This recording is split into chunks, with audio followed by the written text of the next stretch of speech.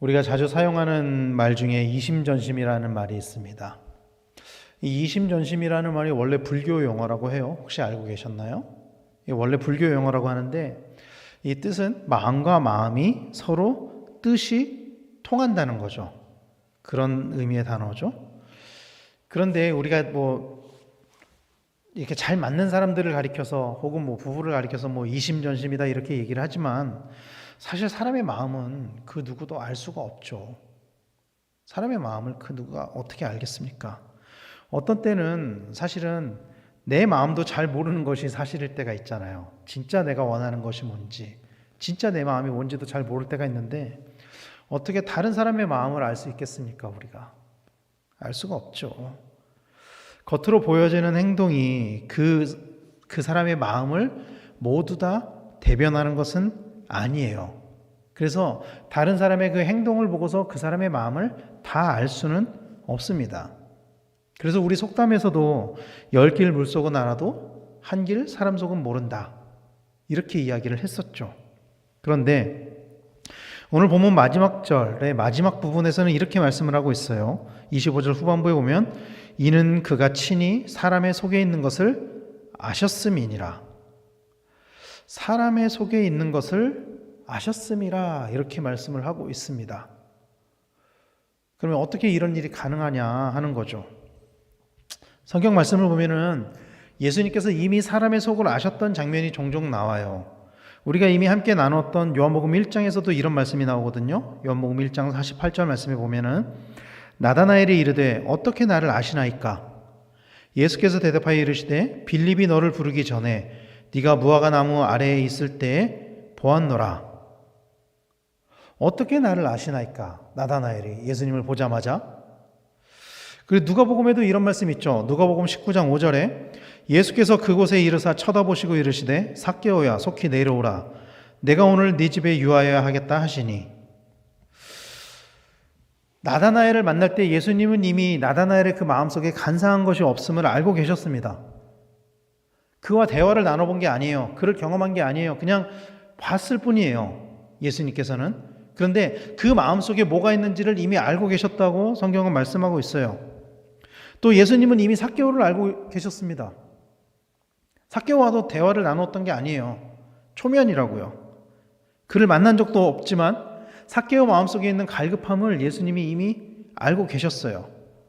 그리고 오늘 본문에서도 예수님께서 사람 속에 있는 것을 아셨다 이렇게 말씀을 하고 있는 거죠.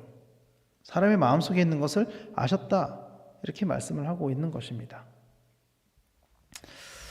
오늘 우리가 읽은 본문은 성전 정화 사건에서 이어지는 말씀이에요. 그리고 오늘 본문을 보면은 이 배경을 보면은 예수님께서 유월절을 맞이해서 그 성전에 올라가셨잖아요. 그리고 성전 정화 사건이 있었어요. 그리고 본문을 원어적으로 보면은 예수님께서 그 유월절 기간 내내 계속 성전에 계셨던 것 같아요. 유월절 명절 기간 내내. 그리고 성전에서 많은 이적을 행하셨고 그 이적으로 인해서 사람들이 예수님을 믿게 되었습니다. 그러나 그럼에도 예수님은 그들에게 자신을 의탁하지 않으셨어요. 자기를 믿는다는 사람들이 많았는데, 자기를 따른다는 사람들이 그렇게 많았는데 그럼에도 불구하고 예수님이 자신을 그들에게 의탁하지 않으셨어요. 그 이유에 관해서 23절과 24절에서는 그들이 표적을 보고 믿었기 때문이라고 말씀을 하고 있습니다. 사랑하는 성도 여러분, 믿음에는 여러 단계가 있습니다. 그 중 가장 낮은 단계의 믿음이 표적을 보고 믿는 믿음이죠. 많은 사람들은 예수님이 행하신 일을 통해서 예수님을 믿기를 원해요. 특히 나에게 행하신 일, 그 중에서도 특히 나에게 좋게 행하신 일, 그거를 통해서 예수님을 믿기를 원해요. 그래서 우리가 때때로 복음을 전할 때도 증명하라고 합니다. 증명하라고 해요. 사람들은 자신에게 좋은 일로 뭔가를 해서 증명하라고 그거를 요구하죠. 때로는 예수님을 믿는 사람들도 그런 것들을 원할 때가 있어요. 하나님의 살아계심을 내 삶을 통해서 증명하십시오. 좋은 일로 증명하십시오. 그것도 무조건 나쁜 일 말고 좋은 일로. 그러나 성경은 진정한 믿음이 그런 데서 나오는 것이 아니라 그리 아니하실지라도에서 나온다는 것을 말씀을 하고 있습니다. 예수님께서도 자신을 믿는 그 무리의 믿음이 견고한 믿음이 아니라는 것을 알고 계셨기 때문에 그들에게 자신을 의탁하지 않으셨어요. 그들의 믿음이 아주 낮은 단계의 믿음이었다는 것을 알고 있었기 때문에 그들에게 자신을 의탁하지 않으셨다는 것입니다. 루터는 이런 사람들의 믿음을 젖먹이 신앙이라고 이야기를 했어요. 젖먹이 신앙. 이런 사람들의 특징은 시련을 당하면 믿음을 버리고 후퇴하는 사람들입니다. 나에게 좋은 일이 생길 때는 마치 하나님을 믿는 것처럼 그렇게 살아가지만 때때로 시련이 닥치면은 그때는 믿음을 버리는 거예요. 후퇴하는 거예요. 초대교회 시대에도 그런 사람들이 많았었죠. 예수를 믿으면서 뭔가 잘 될 때는 예수를 믿었지만 박해가 들어왔을 때 수많은 사람들이 믿음을 버렸습니다. 그런 젖먹이 신앙을 가지고 있었다라는 거예요. 오늘 본문에 예수님을 믿었던 그 사람들, 표적을 보고 예수님을 믿었던 그 사람들의 믿음이 이런 신앙이었다라는 거죠. 그러나 그럼에도 불구하고 하나님은 그런 사람들을 기다리는 분이라는 것을 믿으시길 바랍니다. 하나님은 그런 낮은 단계의 믿음을 가지고 있는 사람들조차도 기다리는 분이라고 성경은 말씀하고 있어요. 오늘 본문 23절에서 믿었으나 이렇게 번역된 에피스튜산이라는 이 단어는요, 시제를 보면은 부정과거 시제로 사용이 되었어요. 이게 무슨 뜻이냐면은 일시적으로 예수님을 믿었다는 거예요. 잠시 믿었었으나 그때 잠깐 믿었었다, 이런 뜻인 거죠. 이 말씀은. 그러니까 예수님을 믿고 쭉 믿는 것이 아니라 표적을 보였을 때 그때 잠깐 믿었던 거예요, 예수님을. 반면에 24절에 의탁하지 아니하셨으니, 이 부분이 사실 조금 번역이 아쉬워요. 의탁하지 아니하셨으니라고 이 단어는 다른 번역서에서는 뭐라고 번역을 했냐면은 마음을 주지 않았다, 이렇게 번역을 해요. 그러니까 예수님이 그들을 의탁하지 않았다는 것은 예수님이 그들에게 마음을 주지 않으셨다, 이런 의미를 가지고 있는 거고, 여기에 사용된 우쿠 에피스튜엔이란 단어, 이게 에피스튜산, 에피스튜엔, 그러니까 비슷한 단어가 사용이 된 거예요. 이 두 개가 번역에서는 믿었으나 또 의탁하지 아니하셨으니 이렇게 번역이 됐지만 실질적으로는 믿었다, 또 예수님도 그들을 믿는다, 이런 의미가 있는 거예요. 근데 이 단어의 시제는 미완료 시제로 사용이 되었어요. 미완료 시제라는 것은 끝나지 않았다는 거죠.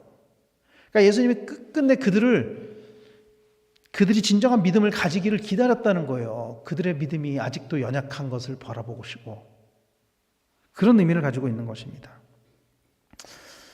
우리는 때로 우리의 마음을 하나님이 모르실 것이라고 생각을 합니다. 사람들은 내가 가지고 있는 믿음이 어떤 건지, 내 속에 가지고 있는 생각이 어떤 건지 하나님이 모를 거라고 사람들은 생각을 해요, 종종. 그러나 성경은 하나님이 우리의 마음속을 아신다라고 말씀을 하고 있어요. 오늘 본문만 말씀하는 게 아니에요. 역대상 28장 9절 말씀에 보면 이런 말씀이 있어요. 내 아들 솔로몬아, 너는 네 아버지 하나님을 알고 온전한 마음과 깊은 뜻으로 섬길지어다. 여호와께서는 모든 마음을 감찰하사 모든 의도를 아시나니 네가 만일 그를 찾으면 만날 것이요 만일 네가 그를 버리면 그가 너를 영원히 버리시리라. 여호와께서는 모든 마음을 감찰하사 모든 의도를 아시나니, 이렇게 말씀을 하고 있어요. 모든 마음을 감찰하사 모든 의도를 아신다. 사람들은요, 하나님이 모르실 것이라고 생각하기 때문에 때때로 죄를 짓고, 또 하나님이 모르실 거라고 생각하기 때문에 하나님을 기대하지 않습니다. 그러나 하나님은 모든 것을 아시는 분이십니다. 믿으시길 바랍니다. 하나님은 모든 것을 다 아시는 분이세요. 그래서 우리가 하나님을 어떤 분이라고 말씀하죠? 전지전능하신 하나님. 전지하시다, 다 아신다는 거죠. 전능하시다, 다 하실 수 있다는 거예요. 그렇다면 하나님이 이렇게 다 아실 수 있는 이유가 뭐냐? 오늘 본문 25절에 이렇게 말씀하고 있죠. 또 사람에 대하여 누구의 증언도 받으실 필요가 없었으니 이는 그가 친히 사람의 속에 있는 것을 아셨음이니라. 성경에서 안다라는 것의 의미는 경험 또는 체험적으로 아는 것을 의미합니다. 그래서 오늘 실제 본문에서도 그런 의미를 가지고 있는 기노스코라는 단어를 사용을 했어요. 이 일반적으로 안다라는 의미의 그 단어. 그런데 이 단어가 사람에게 쓰일 때와 하나님에게 쓰일 때의 용법이 조금 달라요. 그러니까 사람에게 그 사람이 안다라고 했을 때 기노스코가 쓰였을 때는 경험적으로 안다, 혹은 부부 간에 안다, 이런 뜻을 가지고 있거든요. 그런데 하나님에게 쓰일 때는 이게 어떤 의미를 가지고 있냐면은 그 사물에 대한 실제적인 지식으로 안다, 이런 의미로 사용이 돼요. 이게 무슨 뜻이냐면은 사물을 속속들이 모든 것을 다 안다는 거예요. 그 사물을. 그런 것처럼 사람의 근본, 마음까지 다 아시는 것을 의미하는 거라는 거예요. 그러니까 사람에게 쓰여질 때는 경험적으로 아는 것, 내가 겪어서 아는 것만을 그 의미하는 것인데, 하나님에게 쓰여질 때는 마치 어떤 제품을 만든 설계자가 이것에 대해서 다 아는 것과 같이 사람들을 만드신 이가 그 마음속까지도 다 아는 것으로 의미한다는 거예요. 그리고 예수님이 이렇게 인간의 근본을 다 아실 수 있는 것은 예수님이 곧 창조주시기 때문입니다. 창조주이기 때문에, 우리를 만드신 분이기 때문에 우리의 모든 것을 다 아신다라는 거예요. 히브리서에서는 이렇게 말씀합니다. 히브리서 4장 13절에 지으신 것이 하나도 그 앞에 나타나지 않음이 없고 우리의 결산을 받으실 이의 눈앞에 만물이 벌거벗은 것 같이 드러나느니라, 이렇게 말씀을 하고 있습니다. 지으신 것이, 그 피조물이 하나도 그 앞에 나타나지 않음이 없대요. 하나도 없대요. 하나님 앞에 나타나지 않은 것이. 그리고 만물이 벌거벗은 것 같이 다 드러나신다. 마지막 날에 우리의 속사람, 마음, 생각까지 다 드러난다. 그렇게 말씀을 하고 있는 것입니다. 사랑하는 성도 여러분, 그러므로 예수님은 모든 것을 다 알고 계시는 분이십니다. 우리의 내면 깊숙한 곳에 있는 죄의 속성, 죄를 향해서 달려가는 우리의 속성, 욕망, 욕심, 질투, 미움, 다 하시는 분이라는 거예요. 예수님께서. 우리는 그것을 드러내지 않으면서 살아가지만, 드러내지 않으면서 살아가려고 하죠. 숨기면서 살아가려고 하죠. 근데 우리의 마음 속에는 그런 마음이 있다라는 것을 예수님이 이미 알고 계신다라는 거예요.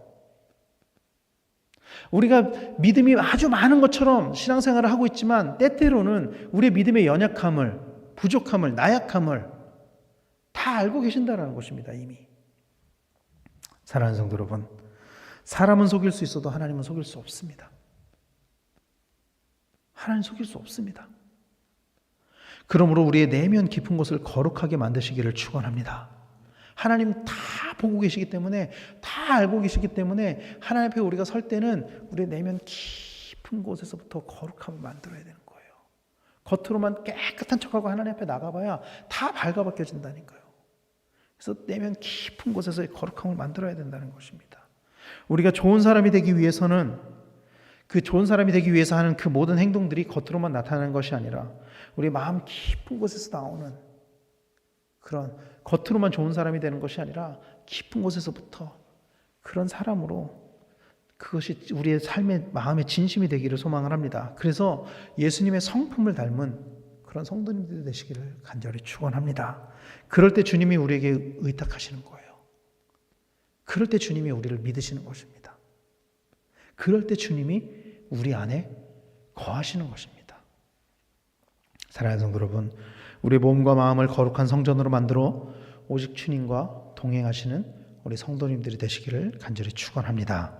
우리의 마음 깊은 곳에서 나오는 믿음으로 신앙생활을 하면서, 그러므로 말미암아 하나님 앞에 먼 훗날, 오늘 이 본문의 이 사람들처럼 예수님이 그들에게 의탁하지 않는 것이 아니라 하나님께서 우리를 믿어주시고 또 우리를 칭찬하시고 먼 훗날 우리를 안아주시는 그런 일이 우리 안에 넘치도록 일어나게 되기를 예수님의 이름으로 간절히 축원합니다.